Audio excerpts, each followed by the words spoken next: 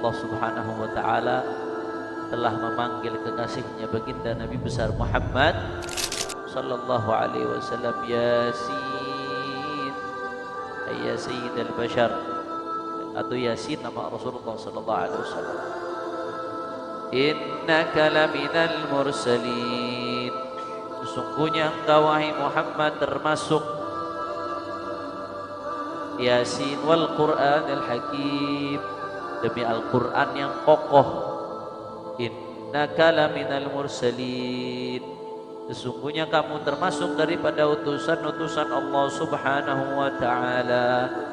Tanzilal Azizir Rahim, dan Al-Quran ini tidak lain dan tidak bukan diturunkan oleh Allah Subhanahu wa ta'ala. Untuk apa diturunkan?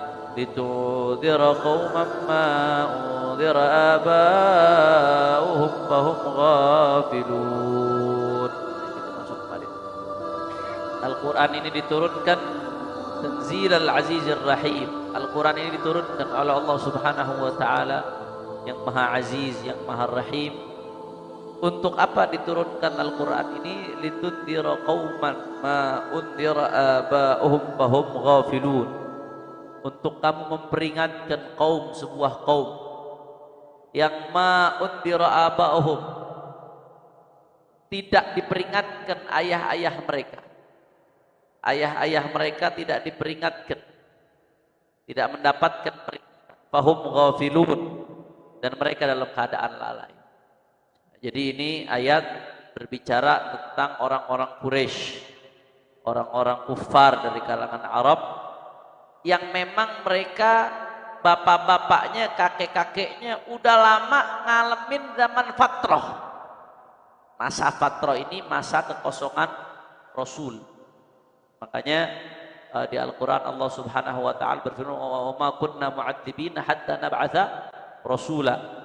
Kata Allah Subhanahu wa ta'ala dalam Al-Quran, tidaklah kami mengadab sebuah kaum, tidaklah kami menghisab mereka, memperhitungkan mereka, hatta nab'atha rasula, sampai kami utus rasul. Makanya kalau ada satu generasi di zaman-zaman dulu yang mengalami masa kekosongan, mereka nggak dapat sama sekali, generasi ini nggak dapat sama sekali dakwahnya Nabi atau dakwahnya Rasul, maka generasi tersebut disebut masa fatrah. Disebut apa? Masa fatrah, masa kekosongan wahyu. Nah, orang Arab ngalamin itu tuh, kufar Quraisy ayah-ayahnya ngalamin itu tuh. Makanya dikatakan oleh Al-Quran di sini, litundira qauman ma undira abahum fahum ghafilun. Wahai Muhammad, Al-Quran ini diturunkan dari Allah Subhanahu wa ta'ala untuk kamu peringatkan kauman, sebuah kaum yang mana kaum tersebut ma undira abahum fahum ghafilun, tidak diperingatkan siapa ayah-ayah mereka, fahum ghafilun, sehingga mereka menjadi lalai. Karena memang sebelumnya masa fatrah. Masa fatrah ini orang yang nggak ngalamin dakwahnya seorang Rasul, seorang Nabi, emang benar-benar nggak sampai ke dia, maka dia nggak diadab oleh Allah Subhanahu wa ta'ala, nggak dihisab. Orang yang di masa fatrah nggak diadab. Makanya contoh sederhana, ayah ibunya Nabi, sallu ala Nabi Muhammad, Allahumma shalli wa sallim barakatuh. Ayah ibunya Nabi Sayyidina Abdullah dan Sayyidatuna Aminah. Ada orang yang keluar mengatakan na'udzubillah min dalik, ya ayah ibu Nabi itu di neraka katanya.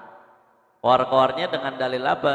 Dengan dalil Rasulullah dalam hadis sahih Muslim mengatakan, abi wa abuka finnar, ayahku dan ayahmu adanya di neraka. Waduh, kata dia, dengan berdasarkan dalil ini maka bapak ibunya Nabi masuk neraka.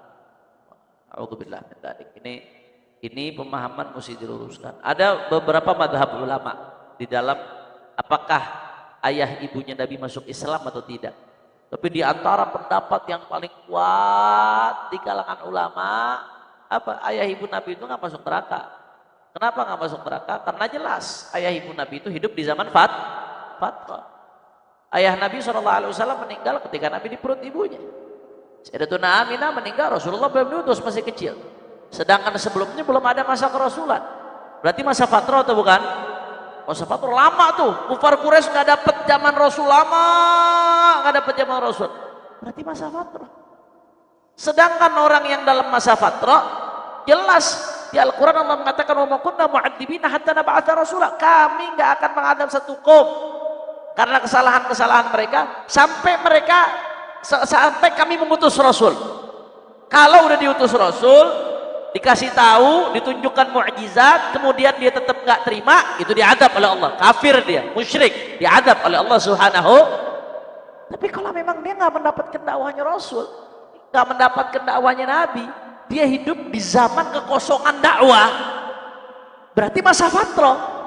Nah, ayah ibunya Nabi itu hidup di masa fatrah. Pendapat yang paling kuat, kata sebagian ulama, pendapat yang paling kuat dari pendapat-pendapat menyikapi tentang ayah ibunya Nabi adalah ayah ibunya Nabi itu masuk kategori masa fatrah. Sehingga gimana? Sehingga masuk surga, masuk neraka. Kira-kira jelas apa kagak? Paham apa kagak?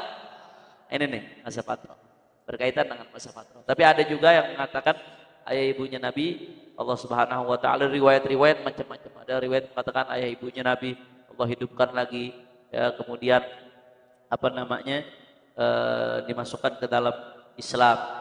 Ada riwayat yang mengatakan dan seterusnya.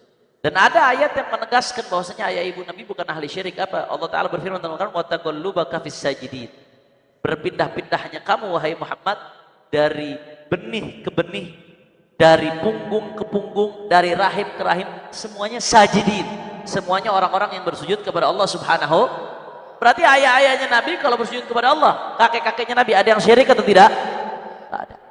Tidak ada satupun dari ayah-ayahnya Nabi, kakek-kakeknya Nabi yang syirik. Makanya dengan dalil-dalil ini, pendapat yang mengatakan bahwasanya ayah ibu Nabi di neraka itu pendapat yang tertolak, pendapat yang terbantah karena bertentangan dengan dalil qat'i, bertentangan dengan Al-Quran, firman Allah Subhanahu. Paling mentok masa fatrah, dan itu dalil yang paling kuat kata sebagian ulama. Masa fatrah masuk surga, masa fatrah. Dan sebetulnya ya Allah ya ikhwan, ya, kalau Sayyidatuna Aminah itu diambil dari kata-kata keamanan, ya, Aminah diambil dari kata-kata aman. Ya, makanya kalau orang seperti Sayyidatuna Aminah bisa diambil dari kata-kata aman, bisa diambil dari kata-kata amanah. Tapi sama-sama mustaq dari aman.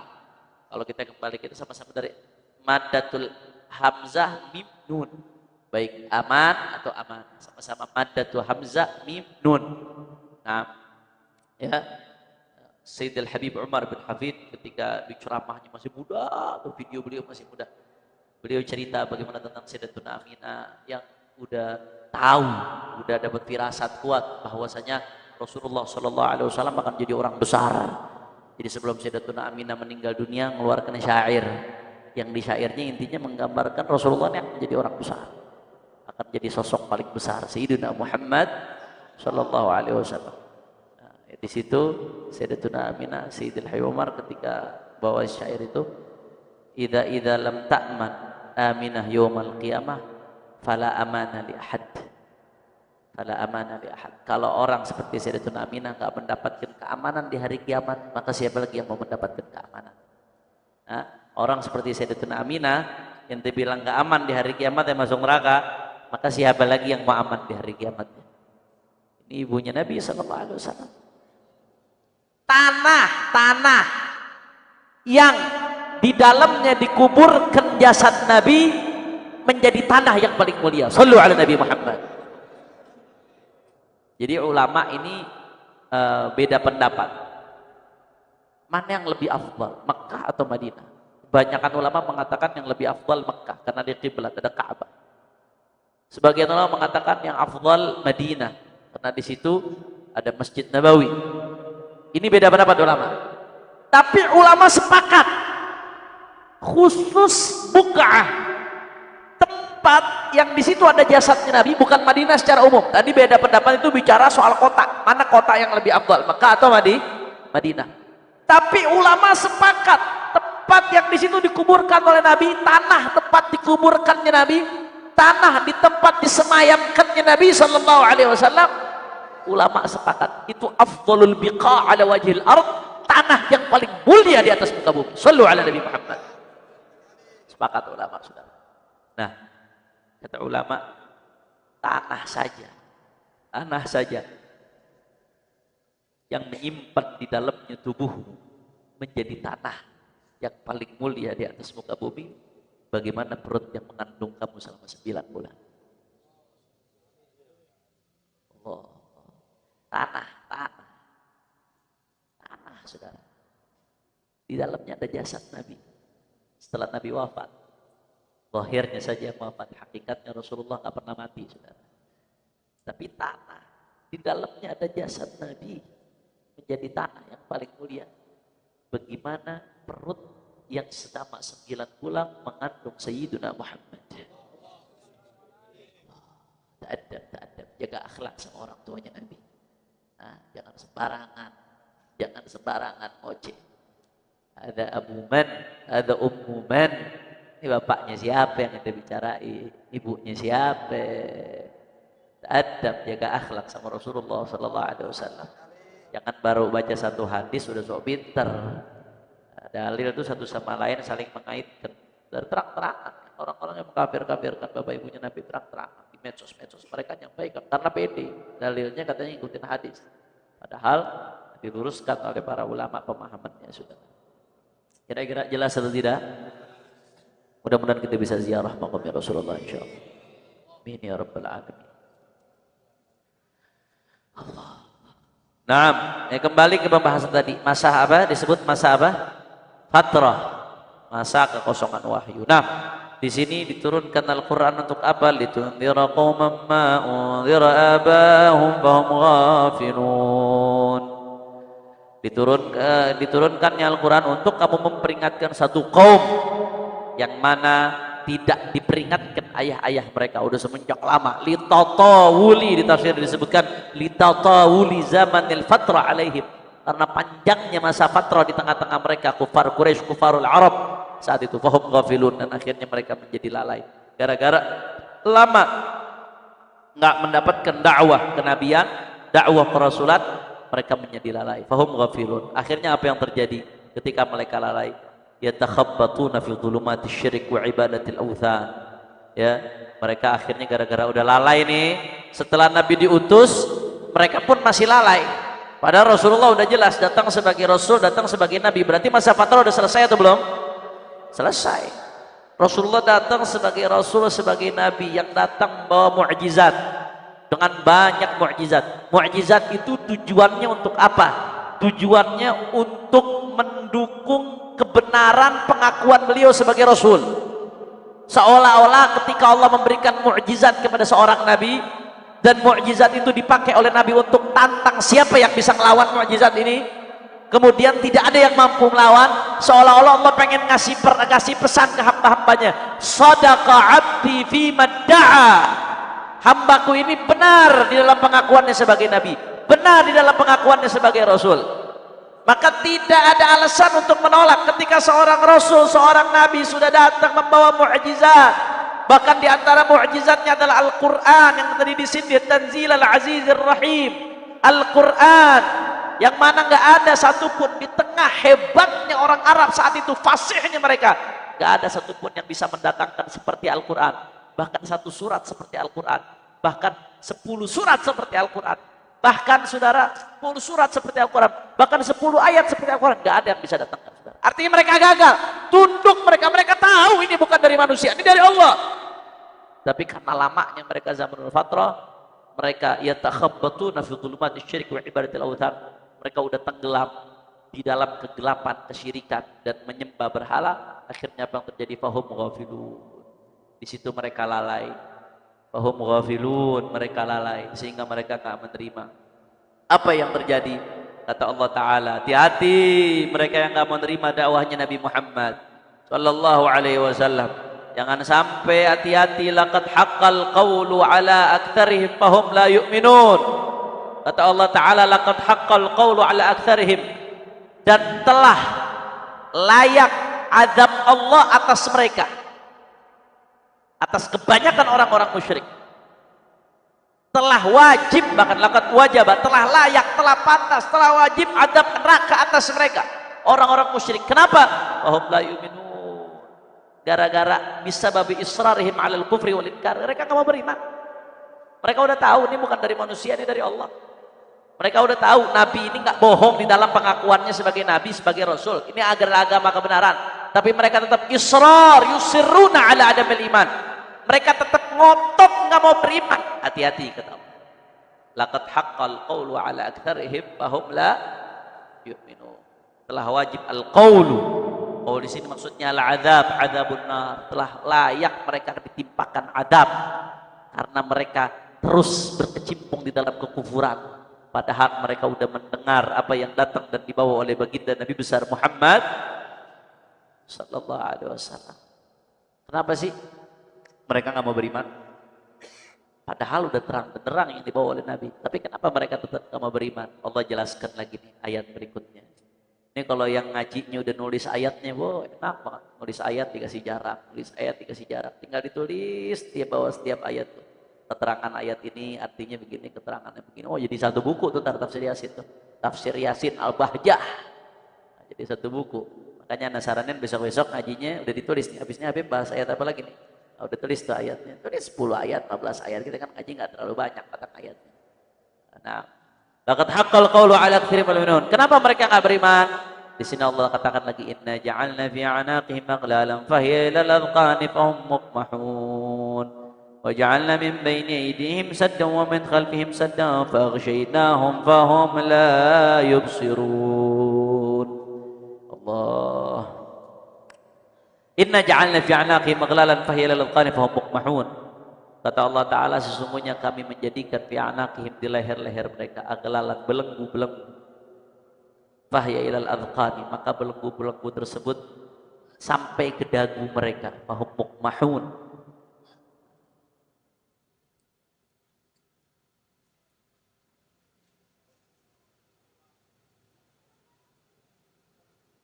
Nah.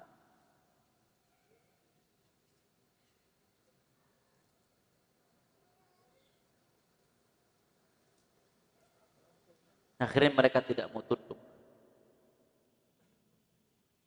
Akhirnya mereka mengangkat mukmah tuh, mukmah itu orang yang mendongakkan kepalanya ke atas.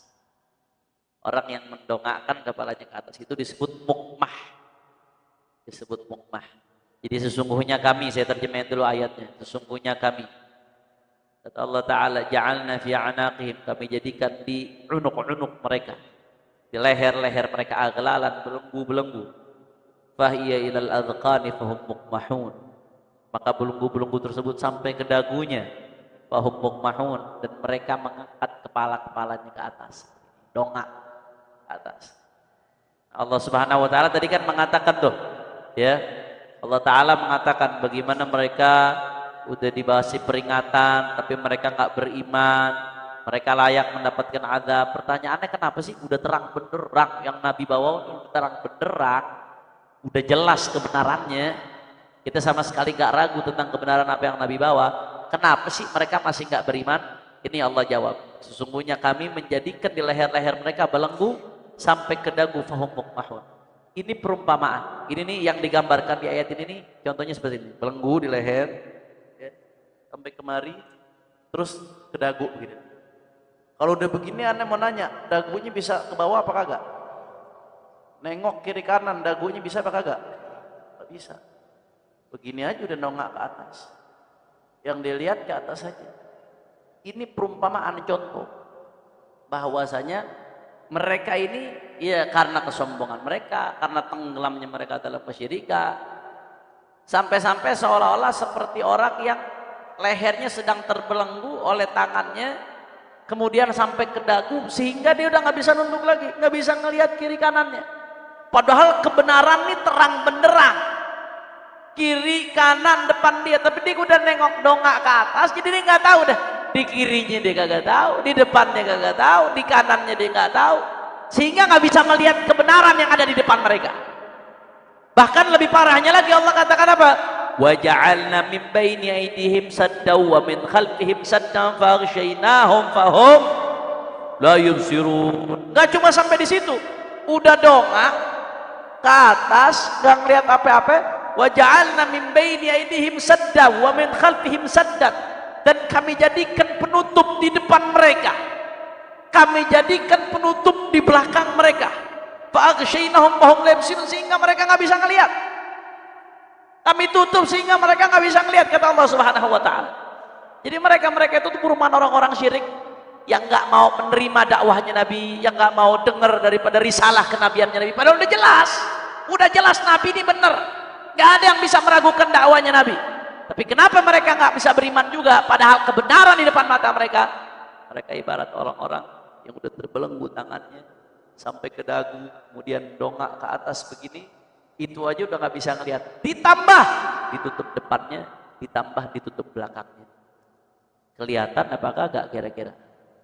Padahal ini terang benderang, di depannya terang benderang, di sekitarnya terang benderang, tapi depannya ditutup, belakangnya ditutup, lehernya dongak ke atas. Akhirnya dengan kesombongannya, dengan kecongkakannya, Allah bikin mereka nggak bisa melihat kebenaran. Karena mereka nggak bisa melihat kebenaran, akhirnya na'udzubillah di'adzab oleh Allah Subhanahu. Kira-kira jelas atau tidak? Mudah-mudahan Allah jadikan kita orang-orang yang selalu ngikutin kebenaran, yang selalu diperlihatkan kebenaran oleh Allah, yang selalu mendapatkan hidayah kepada kebenaran sampai husnul khatimah. Amin ya rabbal Allah. Serem. Wasawaun, sehingga kalau udah begitu tuh, udah dongak ke atas, lehernya terbelenggu, depan belakangnya ditutup. Kalau ada begitu apa yang terjadi? Wasawaun alaihim ma'adartahum am lam tundirhum la yu'minun. Sama aja mereka. Andartahum, baik kamu sudah peringatkan, am lam tundirhum la yu'minun, mereka nggak bakal beriman. Karena udah ketutup. Mau kamu peringatkan, kamu nggak peringatkan, mereka nggak bakal beriman. Udah Allah tutup karena kecongkakannya, kesombongannya, karena dongaknya dia congkak, sombong, kamu lihat kebenaran udah tenggelam dalam kesyirikannya dia. Ya. Udah mau ente peringatkan, gak ente peringatkan, mereka nggak beriman kepada Allah Subhanahu wa taala. Sallallahu alaihi. Kita nih mesti sering-sering bersyukur kepada Allah atas nikmat hidayah yang Allah kasih kepada kita. Alhamdulillah ala ni'matil iman, alhamdulillah ala ni'matil Islam. Puji syukur bagi Allah atas nikmat iman, nikmat Islam yang Allah kasih di dalam dada kita, yang menjadi pembatas antara hak dan batil. Karena enggak semua orang Allah kasih rezeki ini, Saudara. Enggak semua orang Allah kasih rezeki ini. Nikmat iman, nikmat Islam ini Allah murni anugerah Allah buat kita. Kita masuk Islam bukan karena usaha kita. Kita masuk Islam bukan karena kekuatan kita, bukan karena pikiran kita. Kita masuk Islam karena dikasih hidayah oleh Allah Subhanahu. Andai Allah mencabut hidayah yang Allah kasih, bisa apa kagak? Bisa. Na'udzubillah, Allah Maha mampu, Saudara. Makanya terus minta kepada Allah. Apa? Minta doa yang diajarkan setiap salat. Allahumma ya muqallibal qulub, tsabbit qulubana ala dinik wa ta'atik. Ya muqallibal qulub, wahai zat yang membolak-balikkan hati, tsabbit qulubana ala dinik. Tetapkan hati-hati kami supaya terus ada dalam agamamu ya Allah. Supaya terus ada dalam ketaatanmu ya Allah. Karena kalau kau tidak tetapkan, ini bahaya ya Allah. Apalagi di zaman yang hancur-hancuran seperti ini. Zaman yang dikatakan yusbihul mar'u musliman wa yumsi kafiran, yumsi musliman wa yusbihu kafiran. Berapa banyak di zaman sekarang, kata Nabi, di zaman akhir zaman, yang zaman rusak, kapan lagi kalau bukan sekarang ya. Orang paginya beriman, sorenya udah kafir. Nabi yang mengatakan, bukan aku. Paginya kafir, sorenya beriman, paginya udah kafir. A'udzubillah min. Maka jangan pernah merasa aman. Jangan pernah merasa aman. Ulama mengatakan ma'amina ahadun an yuslaba illa surib. Tidaklah seseorang merasa aman. Aneh insyaallah aman. Anda udah ngaji di Al-Bahjah, husnul khotimah, udah dapat garansi. Udah pasti aman, udah Anda nggak bakal ini. Ajib. Wah, Anda Habib aman, Anda husnul khotimah pasti. Abu Lahab pamannya Nabi. Abu Lahab bukan lagi cucu, paman. Hati-hati. Anak-anak ulama, Abu Lahab pamannya Nabi, paman. Kalau Allah nggak menghendaki iman, bisa keluar dari keimanan. Jangan pernah merasa aman. Maka bagaimana caranya kita jangan pernah merasa aman? Terus minta kepada Allah supaya iman kita ditetapkan oleh Allah.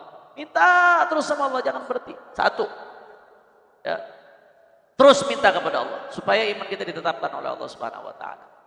Ya muqallibal qulub, tsabbit qulubana ala dinik wa ta'atik. Sering pegang hati kita tuh, pegang. Kalau lagi baca ya muqallibal qulub sambil taruh tangan kita di dada kita. Ya muqallibal qulub, wahai zat yang bolak-balikan hati, tsabbit qalbi ala dinik wa ta'atik. Ya Allah, tetapkan hatiku ya Allah supaya terus beriman kepadamu dan taat kepadamu. Nah, karena hamba ya Allah beriman bukan karena hamba, bukan karena kehebatan hamba, bukan karena kepintaran hamba. Hamba beriman ya Allah murni karena anugerah Engkau ya Allah. Kalau Engkau enggak pilih hamba, maka hamba bersama miliaran orang saat ini yang kufur kepadamu ya Allah. Bersama miliaran orang dari luar agama Islam yang mensyirikkan, menyekutukan Engkau ya Allah. Tapi Engkau pilih hamba. Hamba bukan siapa-siapa. Engkau muliakan hamba dengan iman. Alhamdulillah. Banyak-banyak bersyukur ya ikhwan. La in syakartum, kita banyak bersyukur, nanti iman kita ditambah oleh Allah Subhanahu. Kita kalau lihat ini nih, lihat orang-orang yang Allah larang dia, Allah halangi dia dari keimanan, kita mesti banyak bersyukur karena diberikan nikmat iman oleh Allah Subhanahu. Wa kun minal imani fi mazidin wa fi safail qalbi di tajdidi bi kathratis salati wa taati wa tarki malin nafsi min syahwati fa syahwatul qalbi ma'a dunubi mujibatani qaswatal qulubi. Nah tadi bicara bagaimana supaya iman kita tetap satu, minta kepada Allah. Yang kedua, dengan memperbanyak ketaatan. Dalam Zubat disebutkan tadi wa kun minal imani fi mazidi wa fi safail qalbi di tajdidi bi kathratis salati wa taati wa tarki malin nafsi min syahwati. Fasyahwatul qalbi ma'a zunubi mujibatani qaswatal qulubi fa inna ab'ada qulubin nasi min rabbinar rahimi qalbun qasi. Di Zubat disebutkan, maka jadilah engkau sebagai hamba yang selalu bertambah keimanannya dan selalu diperbaharui kejernihan hatinya. Bagaimana caranya? Bikathratis salati wa ta'ati. Dengan cara banyak salat, banyak melakukan ketaatan. Wa tarki malin nasi min syahwati, dan meninggalkan syahwat dan hawa nafsu. Meninggalkan maksiat, karena iman itu yazid wa yanqus. Iman itu nambah dan berkurang. Nambah dengan cara apa? Dengan cara ketaatan kepada Allah. Setiap kita taat kepada Allah, iman kita bertambah. Setiap kita taat, iman kita bertambah sampai Allah cabut dalam keadaan husnul khatimah. Setiap kita bermaksiat, maka di situ iman kita perlahan-lahan berkurang. Ahlus sunnah wal jamaah yaqulun bi'adam kufri murtakibil kabirah. Ahlus sunnah wal jamaah mengatakan orang yang melakukan dosa besar enggak langsung keluar dari Islam, enggak dihukumi. Orang melakukan dosa besar ya fasik, dia harus taubat. Tapi hati-hati, meskipun demikian ya, dosa itu dalam hadis Nabi mengatakan kalau seorang hamba melakukan dosa, nukitat fi qalbihi nuqtatun sauda, Allah kasih titik-titik hitam itu dalam hatinya. Setiap dia dosa, nambah titik hitam di hatinya. Setiap dia dosa, nambah titik hitam di hatinya. Setiap dia taubat, berkurang lagi titik hitamnya. Cuman beda antara kaca yang pure murni bersih baru sama yang udah pernah kena noda dibersihin. Beda bersama? Beda ya kawan. Tetap beda, jangan kotorin. Begitu kita dosa, setiap dosa, satu titik hitam. Setiap kita dosa, satu titik hitam. Sampai kalau dia dosa terus-terusan, sampai hatinya hitam semuanya saudara. Kalau udah hatinya hitam semuanya, naudzubillah, lama-lama ditutup oleh Allah Subhanahu wa taala. Jadi hati yang keras. Kalau hati udah jadi hati yang keras, enggak mau nerima la kebaikan, wala nerima nasihat, wala khusyuk, wala. Enteng ngambil yang haram, enggak ada urusan. Enteng nindes orang, enteng. Karena hatinya udah keras. Rusak hatinya sudah. Naudzubillah min. Tadi Anda kembali ke pembahasan. Kita enggak mengatakan orang yang melakukan dosa besar otomatis kufur, enggak. Dalam Ahlus Sunnah wal Jamaah, murtakibil kabirah itu asim, muslim asim. Dia tetap muslim, tapi dia dosa. Bedanya kalau orang menghalalkan. Nah, kalau orang menghalalkan dosa itu kafir. Orang berzina fasik, dosa besar. Tapi kalau orang menghalalkan zina, kafir, keluar dari Islam. Orang mabuk, kafir, fasik, dosa besar, tapi tetap muslim. Orang menghalalkan minuman keras, hukumnya kafir, murtad, karena dia menghalalkan apa yang diharamkan oleh Allah. Tapi hati-hati, meskipun Ahlus Sunnah wal Jamaah mengatakan ada orang melakukan dosa besar itu nggak otomatis kafir, tapi hati-hati, Anda kasih peringatan, hati-hati. Dosa besar itu, dosa-dosa itu jadi titik-titik hitam. Titik-titik itu lama-lama jadi hitam semua hati kita. Kalau hati kita udah hitam semua, nggak menutup kemungkinan lama-lama iman bakal keluar dari hati kita, saudara. Makanya ulama mengatakan, atau dalam riwayat dikatakan dalam maksiyah baridul kufur. Maksiat itu adalah pos. Ya ibarat pos surat untuk menuju ke kafiran. Maksiat itu jalan menuju ke kafiran. Gara-gara maksiat nggak otomatis kafir. Tapi kalau maksiat terus-terusan, hatinya hitam, lama-lama nggak ada cahaya, iman udah nggak betah di hati itu, saudara. Keluar. Akhirnya keluar dari Islam, murtad, kalau meninggal dalam keadaan su'ul khatimah. Na'udzubillah min. Mudah-mudahan Allah kuatkan iman kita ya Rabb. Allah kuatkan iman kita sampai husnul khatimah. Amin ya Rabbah. Jadi banyak-banyak. Kalau lihat ayat ini, bagaimana ada orang-orang yang Allah halangin dari hidayah, banyak-banyak kita bersyukur kepada Allah Subhanahu. La ilaha illallah. Allah. Innama tunzira man ittaba'a dzikra wa khashiya ar-rahman bil ghaib. Fabashshirhu bimaghfiratin wa ajrin karim. Inna nahnu nuhyil mauta wa naktubu ma qaddamu wa atharahum wa kulla shay'in ahsaynahu fi imamin mubin. Tadi Allah Subhanahu wa taala mengatakan mereka tuh yang udah dongak, yang ibarat orang dongak terbelenggu, dihalang depan belakang, udah percuma. Mau dinasehatin, gak ada nasehatin, diberi peringatan, gak diberi peringatan, la yu'minun, mereka tidak akan beriman kepada Allah Subhanahu wa ta'ala. Lantas siapa yang harus diperingatkan, yang akan menerima peringatan tersebut? Kata Allah, innama tunzira man ittaba'a dzikra wa khasyiyar rahmana bil ghaib. Dan sesungguhnya kamu memperingati siapa yang kamu peringati? Man ittaba'a dzikra, orang yang mengikuti adzikra, yaitu Al-Qur'an. Adzikra di sini artinya Al-Qur'an. Mengikuti peringatan dan mengamalkannya. Wa khasyiyar rahmana bil ghaib, dan mereka takut kepada Allah yang Maha Pengasih bil ghaib. Bil ghaib ini dalam keadaan tidak ada orang yang menyaksikan, dalam keadaan sendiri. Itu orang-orang yang kamu peringati wahai Muhammad. Itu yang akan jadi pengikut. Itu yang kamu peringati wahai Muhammad sallallahu alaihi wa ala alihi wasallam. Allahu akbar. Syuf. Di sini Allah muji. Yang tadi Allah celak, sekarang di sini Allah puji. Allah puji dengan apa? Dikasih kabar gembira. Fabasyirhu, orang yang mengikuti peringatanmu wahai Muhammad, dan wa khasyar rahman bil ghaib, takut kepada Rahman, Allah yang Maha Pengasih bil ghaib, dalam keadaan sendiri, nggak ada orang, dia masih takut kepada engkau. Maka fabasyirhu, beri dia kabar gembira, bimaghfiratin, dengan ampunan, wa ajrin karim, dan pahala yang besar dari Allah Subhanahu. Syuf, perhatikan. Ini kita ini kalau Allah nyebutin satu kelompok dalam Al-Quran, kalau kelompok yang tercela, kita minta perlindungan Allah supaya nggak dijadikan kelompok tersebut. Makanya pentingnya ini kita ngaji tafsir supaya kalau baca kita tahu apa yang kita baca. Jadi baca kelompok yang pertama yang Allah tutup mereka, na'udzubillah min, sallallahu alafiyah, ya Allah lindungi kami jangan sampai jadi seperti mereka ya Allah. Tapi begitu baca ayat ini nih, ada kelompok yang Allah kasih kabar gembira, mereka dapat ampunanku, yang mana tanpa ampunan Allah kita nih hancur. Kita kalau mau dihisab tanpa ampunan Allah hancur. Jangan anggap remeh ampunan Allah, habis kita tanpa ampunan Allah. Satu aja dosa kita dihisab belum tentu kita selamat, saudara. Bagaimana dosa kita yang tiap hari? Wa ajrin karim, dan pahala dari Allah yang luar biasa. Tanpa ini hancur, kita nggak ada apa-apa. Siapa yang mendapatkan ampunan dan ajrin karim? Tadi kata Allah Ta'ala, yang pertama yang ikut apa yang dibawa oleh baginda Nabi besar Muhammad sallallahu alaihi wasallam. Kemudian yang kedua, saudara, yang khasyar rahman bil ghaib. Perhatikan baik-baik. Khasyar rahman bil ghaib. Mereka yang takut yang takut kepada Rahman. Syuf, kata-kata Rahman, Maha Pengasih. Sebetulnya kalau disebutnya Maha Pengasih, harusnya yang timbul takut atau harapan? Harapan. Kalau yang disebutnya Maha Pengasih, harusnya yang timbul harapan.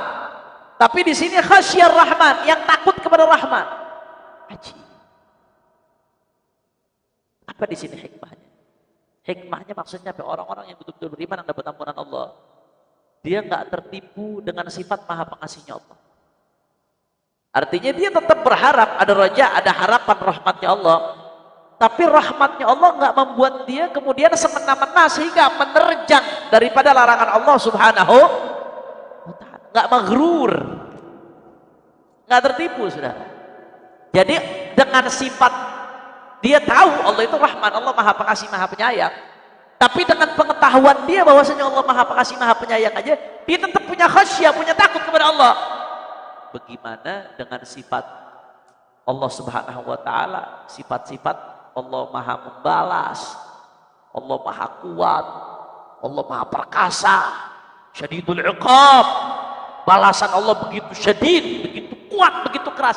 Dengan sifat pengasih penyayangnya Allah aja dia takut sama Allah. Bagaimana dengan syadidul iqabnya Allah Subhanahu wa ta'ala? Nah, orang-orang yang betul dapat ampunan Allah, yang dia tetap mengharap rahmat Allah, tapi dia tetap takut dari siksaannya Allah Subhanahu wa ta'ala. Dan bil ghaib, kalau takut sama Allah di depan orang gampang.